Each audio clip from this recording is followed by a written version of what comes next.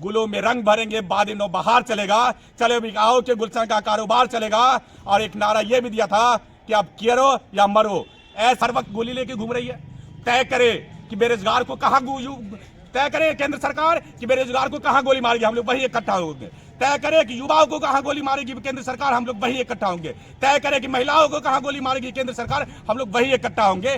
तय करे कि बुजुर्गों का कब तक अपमान करेगी केंद्र सरकार, हम वही इकट्ठा होंगे। तय करे केंद्र सरकार की किसानों का अपमान कब तक करेगी, हम वही इकट्ठा होंगे। तय करे केंद्र सरकार कि हमारी साक्षी मलिक जैसी खिलाड़ियों का कब तक अपमान करेगी, हम वही अब एक्शन करेंगे। केंद्र सरकार तय करे कि वो टेनी महाराज के जैसे लोगों को कब तक संरक्षण देगी। तय करे केंद्र सरकार की ब्रिजभूषण जी को क्या कब तक संरक्षण देगी। तय करे आज के डेट में जो हमारे देश के सबसे सर्वाधिक संसदीय मंदिर संसद पर जो हमला हुआ है, जिस सांसद ने पास दिया उस व्यक्ति को, उस पर कोई कार्रवाई नहीं हुई। और उसके प्रश्न करने पर हमारे महागठबंधन के सबसे अनुभवी, शैक्षणिक, मानवतावादी, लोकतंत्रवादी हमारे 150 सांसदों को निलंबित कर दिया जाता है। उससे क्या समझ में आ रहा है उनको।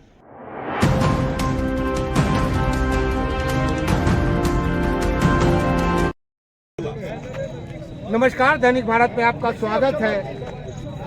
आप सुप्रीम कोर्ट, सीबीआई, आईटी सारी चीजों का तमाशा आप देख रहे हैं। दूसरी तरफ चिल्ला कर अपनी मांगों को पूरा करवाने के लिए लोगों को सड़कों पे देख रहे हैं। चाहे वो किसान आंदोलन हो, चाहे वो हमारी पहलवान बेटियों का मामला हो, चाहे बलात्कार जिस गरीब के लिए नेताओं ने किया उसके लिए आगे आकर बात रखने की बात हो। इंसाफ कितना मिल पा रहा है ये अभी आप लगातार देख रहे हैं। सदन से तकरीबन 150 सांसदों को बाहर कर दिया गया, वो भी आप देख रहे हैं। और लाल झंडा हमेशा और कोई आए नहीं आए, जिसको माले बोलते हैं, जिसको सीपीआई बोलते हैं, हमेशा सरकार की गलत नीतियों का लगातार वो विरोध कर रही है। संख्या बल कितनी है ये माने नहीं रखता, लेकिन ये लोग सरकार के खिलाफ, सरकार की नीतियों के खिलाफ लगातार आवाज उठाते रहते हैं। आज भी दरभंगा में महागठबंधन, इंडिया तो अभी नहीं कहेंगे, पूरी तरीके से गठित नहीं हुआ है, लेकिन ये महागठबंधन के लोग फिर उतर गए हैं सड़कों पे अपनी मांगों को लेकर के।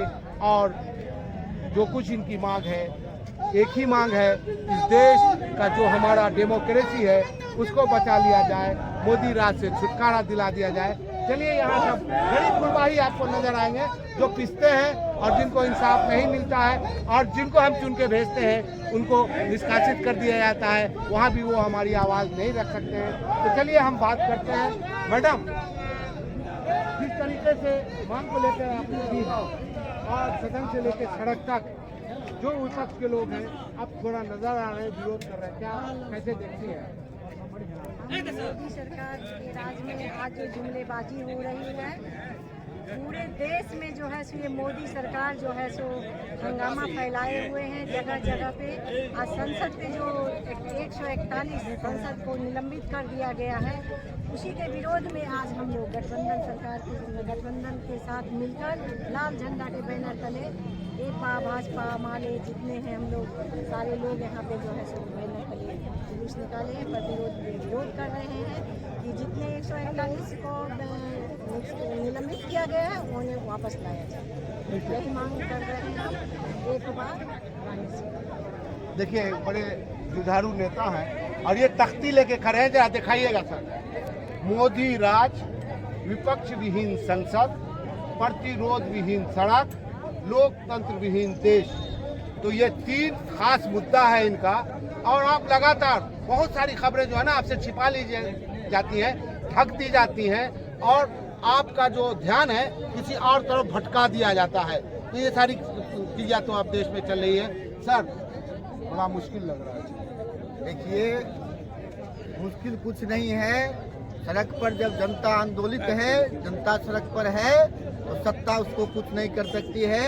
और इस समय में बहुत ही तहे दिल से मुझे याद आ रहा है बाबा नागार्जुन ने कहा था, जले ठूठ पर बैठ के कोयल गई कूक, अब बाल न बांका कर सकी हैं शासन की बंदूक। आज भी नागार्जुन की कविता प्रासंगिक है। और पार्लियामेंट में जिस तरह से 175 साल में जो नहीं हुआ, जो 150 सांसदों को मोदी सरकार निलंबित करके विपक्ष विहीन जो पार्लियामेंट बनाना चाहता है, इसके खिलाफ आज पूरे देश में प्रतिवाद दिवस है। और मोदी सरकार नहीं संभली तो आने वाले 24 में मोदी सरकार को पूरे दान में फेंक करके फांसीवाद को ध्वस्त करके ही हम दम लेंगे। हम अपनी अभियान जनता संगठित हो रही है, जनता आवाज बुलंद कर रही है। जनता अब जिस मोदी को मोदी भगवान समझता था, मोदी को अब गाली देना सड़क पर शुरू कर दिया है। आप मायने में देखिए, मोदी को जाना है, एकदम जाना है। देवेंद्र कुमार भाजपा। इस तरीके से सदन में देखा जा रहा है और लगातार कल भी 3 को फिर निष्कासित कर दिया गया है। सड़क सन्नाटा, सदन सन्नाटा, विपक्ष खत्म। कैसे देखते हैं? देखिए, जिस तरह से हिटलर पूरे देश पर जबरन शासन करने, पूरे विश्व पर जबरन शासन करने का कोशिश किया, उसी तरह से पूरे देश पर भारतीय जनता पार्टी जबरन शासन करना चाहता है। इसके लिए लोकतंत्र का जो स्तंभ है, खास करके सदन के अंदर 2 पक्ष होता है, एक हाँ पक्ष और एक ना पक्ष। तो ना पक्ष का काम ही है सरकार की कमियों को उजागर करना, सरकार के गलत नीतियों को सामने रखना और सरकार का सकारात्मक विरोध करना। उस विरोध को खत्म करने के लिए एक तरह से ना पक्ष के जितने भी सांसद थे सभी को निलंबित कर दिया गया है और ये सरकार निरंकुश की तरह काम कर रही है और निश्चित तौर से ये लोकतंत्र का हत्या है। सर, सवाल आपसे है, ये सवाल ये है कि जब दर्द होता है, अच्छा, आलोचना किसी का करना, किसी भी माध्यम से आलोचना करना, ये अपराध है क्या? कानूनी अपराध है क्या? आलोचना करना। और उसके बाद सवाल सुन लीजिए, उसके बाद जाति को ले आना, तो उन्होंने इतने सांसदों को सदन से बाहर कर दिया, उसमें हिंदू भी है, मुसलमान भी है, ब्राह्मण भी है, दलित भी है, ओबीसी है। क्या ये उसका अपमान नहीं है? आप कैसे देखते हैं? जहाँ तक सवाल है कि ये जो वर्तमान में जो भारतीय जनता पार्टी की जो सरकार है, जी बोलते रहिए। वो सरकार फेलियर सरकार है। वो सदन में बहस करना नहीं चाहती है, विपक्ष जो सही बात उठाता है उसका जवाब देना नहीं चाहती है। इसलिए ये इस तरह की काली कानून को पास करने के लिए इस तरह 141-42 सांसदों को निलंबित किया है। ये 75 साल के लोकतंत्र में ऐसा कभी नहीं हुआ और ये हिटलरशाही किसी की आज तक नहीं चली है। पूरे विश्व स्तर पर भी आप देख लीजिए। ठीक है, इनकी अभी बहुमत है, इन्होंने किया है, लेकिन आने वाला कल देश माफ नहीं करेगी। देश की जनता सब कुछ देख रही है, आने 2024 में इनको सबक सिखाएगी। सर, ये एक सवाल आपसे है। सवाल ये है कि सदन तो सन्नाटा, सड़क को आबाद कीजिएगा।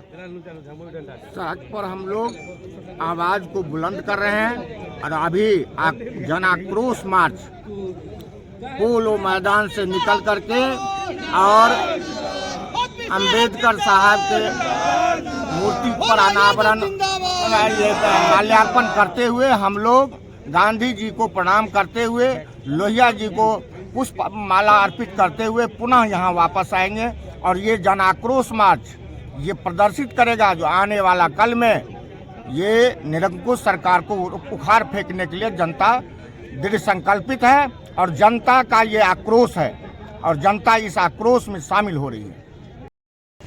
पूर्व मंत्री, पूर्व सांसद अली अशरफ फातमी साहब, सदन सन्नाटा है। जब सदन सन्नाटा हो जाए, जब आपको निकाल दिया जाए वहाँ से, तो आप लोगों की आवाज़ें सड़कों पे बुलंद होनी चाहिए। कैसा आज निकले हैं आप लोग और ये जो आक्रोश हुआ है, जो आप 150 को निकाल दिया गया, लगातार ये जो 10 साल पूरा हो रहा है, सभी विपक्ष के लोगों ने कहा कि ये मोदी जो है ये हिटलर के बराबर है और जो सरकार दिल्ली में चल रही है वो हिटलर शाही सरकार है। तो वो साबित हो गया कि वो बगैर विपक्ष के सदन चलाना चाहते हैं और वो अभी तो कर सकते हैं, लेकिन 2024 में जो लोकसभा का चुनाव होगा उसके बाद उनको समझ में आएगा कि डेमोक्रेसी क्या होता है। तो आप बिल्कुल निश्चिंत रहें, जो कुछ उन्होंने सदन के अंदर किया है, जिस तरह से सांसदों को निकाल करके बाहर किया है, इसका जवाब देश की जनता देगी। और आज जो ये जन आक्रोश यहाँ देख रहे हैं, ये उसी का समझिए कि एक आईना है, उसको देखिए। और 2024 आते आते, जो चुनाव आते आते पूरे देश के अंदर परिवर्तन की लहर आएगी और हिटलर शाही देश से ख़त्म होगी। आप देख लो, मतलब चाहे पिछड़े राज्यों का मामला हो, अभी एक दूसरी रैली चल रही है उधर, बिहार को विशेष राज्य का दर्जा दो। मतलब जो उपेक्षित है वो इस मुल्क में उपेक्षित रह गए। आज जो देश की दौलत है उस पर एक परिवार का कब्जा हो गया। मुल्क से लाखों करोड़ रुपया लोग लेकर के भाग रहे हैं देश से बाहर। यहाँ कहा जा रहा है विशेष राज्य का दर्जा दो, गरीबों को सही जगह दो, नौकरी दो, रोजगार दो। बेरोजगारी बढ़ रही है देश के अंदर, महंगाई बढ़ रही है देश के अंदर। नौजवान डिग्रियां लेकर के, बीटेक की डिग्री, एमबीबीएस की डिग्री, ग्रेजुएशन की डिग्री लेकर के घूम रहा है, उसको कोई देखने वाला सर नहीं। मेरा सवाल है कि हम डेमोक्रेसी में जीते हैं। अब डेमोक्रेसी की अम्मा इतनी मोटी हो चुकी है कि अब आलोचना करना भी अपराध की श्रेणी में आ गया है। और नहीं, और जाति को लेके आप आ जाते हैं सामने। एक पद पे बैठे हुए लोग जाति की बात करेंगे तो जो जाति की बात करते हैं वो क्या करेंगे? ये इल्जाम कहीं समाजवादियों पे था कि हम लोग जात पात की बात करते हैं, लेकिन वो तो नंगा नाच कर रहे हैं। किसी को कोई ओहदा देते हैं, चाहे वो मुख्यमंत्री बनाए, मंत्री बनाए या किसी देश के बड़े पद पे डालें, तो वो खुलेआम उसका चर्चा करते हैं पूरे देश के अंदर कि ये चूंकि ये जात के हैं इसलिए हम बना रहे हैं। हम लोगों का क्या मानना है, जो समाजवादी आंदोलन के लोग हैं उनका मानना है कि हम समाज को संगठित करके आगे ले जाना चाहते हैं। आज जनगणना उसी का सबूत है कि आज देश के अंदर बिहार से एक संदेश गया है कि गरीबों की संख्या कितनी है, जो गरीब जातियों से आते हैं उनकी संख्या कितनी है, और इस तरह करके उनका जब तक कि आप आगे नहीं बढ़ाइएगा, जो कि एक बड़ी तादाद है, तब तक मुल्क आगे नहीं बढ़ेगा। आंदोलन तेज होगा तो आंदोलन तो तेज हो गया। बिहार के रफ्तार पकड़ लिया। ये सर बिहार शुरुआत के है या अंदर लास्ट? 40 में से 40 सीट आप लिख लीजिए कि इंडिया गठबंधन को जाएगा और यहाँ पर उनकी जीत होने वाली है। मैं इलेक्शन की बात नहीं करते, मैं वोट की बात नहीं कर रहा हूँ। मैं बात कर रहा हूँ वो जो तो कुछ हो रहा है उसका विरोध लगातार जारी रहेगा कि आज के बाद पूरे फिर ठंडा हो देश के जाएगा। अंदर ये मोमेंटम बढ़ेगा, घटेगा नहीं, धन्यवाद सर। पूरे देश के अंदर। धन्यवाद सर। लोकतांत्रिक देश में जिस प्रकार से चुनी हुई प्रतिनिधि को इस तरह से जो तानाशाही ये माने कि रवैया अपनाकर ये हिटलर शाही कर रहे हैं, सारे सांसदों को, सारे लगभग मैं समझता हूँ 92 की सबको जो माने संसद से बाहर कर दिए सारे लोगों को। इस तरह से स्पष्ट पता चलता है कि ये अपना तानाशाही रवैया अपनाए हुए हैं। जबकि आप जानते हैं बिहार राज्य आज़ादी के आंदोलन का विशिष्ट रूप से विशिष्ट केंद्र रहा और हम लोग पूरी तरह से आंदोलित हैं, समझे ना। और हम लोगों को ये इस माध्यम से, आंदोलन के माध्यम से हम लोगों को इस यहाँ पर अपनी शक्ति को प्रदर्शन करना है और उग्र बनना है।